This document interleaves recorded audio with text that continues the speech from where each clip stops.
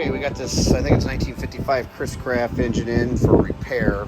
It shouldn't be an overhaul. But anyway, customer said it's popping under acceleration like a machine gun.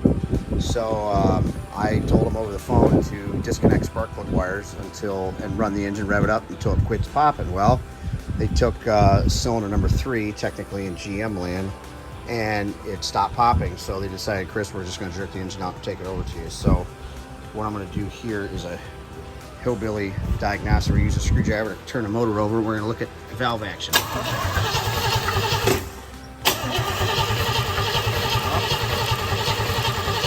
There you go. So it's got a white cam lobe there on the exhaust.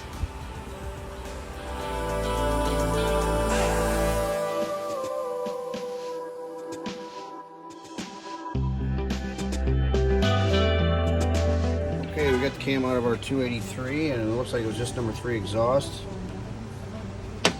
These junk lifters today. So there's a lobe that's junk. The rest of them don't look too bad. So we had everything in stock to put this thing back together. So I guess we'll go right back together with her.